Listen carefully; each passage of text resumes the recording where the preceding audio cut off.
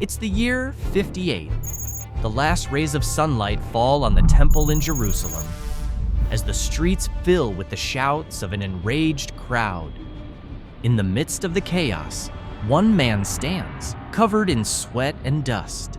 His name is Paul. Once a persecutor of Christians, now their most passionate preacher. He has just completed a purification ritual in the temple when he is recognized. All of a sudden, the angry crowd rushes forward and attacks. A cloud of dust swirls around them as they grab hold of him, pulling and dragging him toward the steps. Roman tribune Claudius Lysias arrives with soldiers, rescues Paul, and orders him to be chained. This is the beginning of a long journey. His mission is not over, but his freedom has just been taken by Rome. Dres. Miletus, a thriving city on the western coast of Asia Minor, modern-day Turkey. Paul stands at the edge of his journey, knowing what lies ahead. After reaching the Roman port city of Caesarea in Palestine, a prophet named Agabus steps forward. He is a prophet who directly receives messages from God and conveys them to the people. He warns that if Paul continues to Jerusalem, he will be bound in chains, a prophecy of suffering, a fate sealed in hardship. But Paul does not hesitate. He is ready not to be bound only, but also to die at Jerusalem for the name of the Lord Jesus. It seems that the purpose of the prophecy is to mentally prepare Paul for what is about to happen to him, not to warn him not to go. And so, undeterred, he walks toward his destiny. But Paul is not alone. There is a guy named Luke. He is a doctor and a loyal friend of Paul. He writes about this journey himself. Trophimus, a believer from Ephesus, is also there, along with Mnason, known as Old Disciple. As he arrives in the city, it welcomes him with open arms, even though its people do not agree with his teachings. Willing to bridge differences, he follows several Jewish Christians as they undergo purification rituals for their Nazirite vows, an ancient sign of Jewish devotion to God. But his efforts to ease tensions and overcome prejudice are misunderstood. While he stands in the temple, accompanying 4 men through their purification, a group of Jews suddenly accuse him of bringing non-Jewish Greeks into the sacred space. The accusation spreads like wildfire. Within moments, the temple erupts into chaos. A furious crowd surges toward him, drags him outside, and begins beating him relentlessly. Their intent is clear. They want him dead. Then, the sound of marching boots. A Roman tribune storms in with his centurions and soldiers, breaking through the mob. The one blamed for the uproar, Paul, is seized on the spot, shackled in chains. Soldiers lift him from the chaos and carry him toward the nearby fortress, both to shield him from the raging crowd and to uncover the spark that ignited this deadly fire. Paul turns to the enraged crowd and begins speaking in Hebrew. He came out of the tomb. He is alive. We saw him alive. A sudden hush falls over them. In his defense, he explains how his own zeal for the law of Moses has transformed into a passion for Christ's mission. He speaks of the Lord appearing to him in the temple, commanding him to spread the gospel among the Gentiles. But before he can finish, his words ignite fresh outrage. The furious Jewish mob erupts once again, demanding his death. Paul, still sharp-witted and wise, knows exactly how to address each audience. With perfect timing, he invokes his right as a Roman citizen, claiming exemption from scourging. The revelation changes everything. The authorities immediately release him from his chains.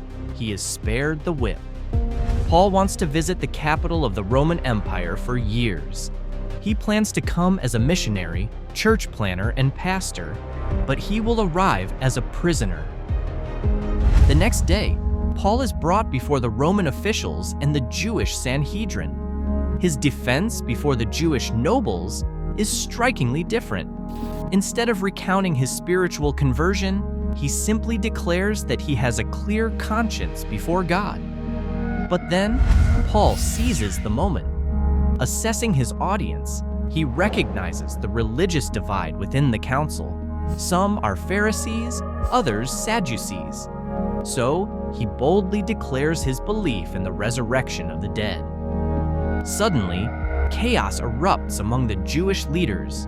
Just moments ago, they were united in their fury against Paul. Now, they turn against each other, caught in a heated theological dispute. In an instant, they forget why they had gathered in the first place. Once again, the Roman authorities must intervene, rescuing Paul from the hands of his enraged brothers. Though arrested once more, he is not alone. That night, the Lord appears to him. Encouraging Paul to take heart, he reveals a profound truth. Just as Paul has testified in Jerusalem, so too must he bear witness in Rome.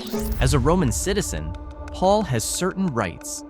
He is protected by Roman law and is entitled to a fair trial. When the tribune hears about a plan to kill Paul, he quickly takes action. With hundreds of soldiers guarding him, Paul is safely moved out of Jerusalem and taken to Caesarea, where Felix, the Roman governor of Judea, is based. Felix agrees to hear the case and calls the Jewish leaders from Jerusalem to testify against Paul. They come with dishonest intentions, accusing him of being a Nazarene, causing trouble in the temple, and spreading rebellion in Jerusalem and Judea. In his defense, Paul openly admits to being a follower of Christ. However, he also says that he believes in and follows the law and the prophets. He then explains that his belief in the resurrection of the dead is not strange or unique. It is something that many other Jewish groups also believe. Paul realizes that the real reason they want to kill him is because he spoke about believing in the resurrection of the dead in front of the Jewish leaders. Felix, knowing about the religious divisions among the Jews, likely because of his Jewish wife, quickly realizes that these differences are not enough to justify the demand for Paul's execution. Instead of giving a verdict, Felix calls for Lysias, the Roman tribune from Jerusalem, to explain what happened during the unrest. Paul shares the message of the gospel with Felix and his wife, but despite this, he is left in prison for 2 years. Felix has 2 reasons for keeping Paul imprisoned for so long. First, he hopes that Paul has wealthy friends who might pay bail or even bribe him for Paul's release. Second, and closely tied to the first, Felix seeks to gain favor with the people of Judea, who are enraged by Paul. After 2 years, the Romans appoint a new governor of Judea. Felix is replaced by Porcius Festus. Festus also wants to find out the truth about Paul. Is he really deserving of death, as many Jews claim? Or is it just a disagreement over religious beliefs? To figure it out, Festus gathers the Jewish leaders who had accused Paul of rebellion and treason. They bring the same charges, but Festus finds no clear evidence to support their claims. Hoping to settle the issue, Festus suggests transferring Paul from Caesarea Maritima, the Roman capital of Judea, to Jerusalem for further questioning. But Paul, using his rights as a Roman citizen, makes a bold move. He appeals his case to Caesar. He knows he hasn't done anything wrong against the Jewish people and fears an unfair trial in Jerusalem. Before leaving for Rome, Paul takes every chance to share the gospel of Christ with many people and rulers. Among those who heard him were King Agrippa and Bernice. Paul shares his story of conversion, explaining that, like his present-day accusers, he too once persecuted Christians, hunting them from city to city, even to the point of death.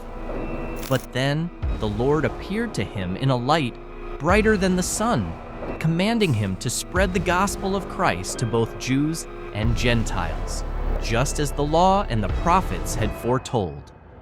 Festus and Agrippa think he's crazy, but they both agree. This man has done nothing that deserves death. The prophecy had to come true. Paul was meant to spread the gospel in Rome. So he sets off for Italy, traveling with hundreds of others.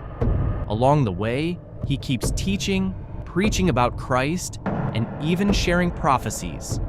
Paul predicts a terrible storm and tells the passengers to stay on Crete. They don't believe him and set sail. At one point, a dangerous storm hits, threatening the ship.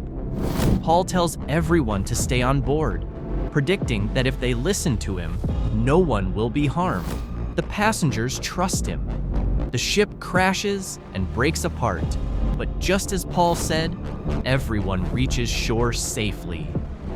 It's the year 59. Once they reach land, the island of Melita, modern-day Malta, the locals, called barbarians, greet the shipwrecked travelers with kindness and offer them warmth by the fire. As Paul collects wood for the fire, a snake bites his hand. The islanders, believing in superstitions, think this means he must be a murderer. But when Paul doesn't get sick or die, their opinion changes. They start to treat him like a god. We don't know exactly how Paul reacts to being treated like a god, but a man named Publius kindly entertained them for 3 days. Paul went to his father and prayed for him to be healed of his fever. During the 3 months he spends on the island, he does a lot of good for the people.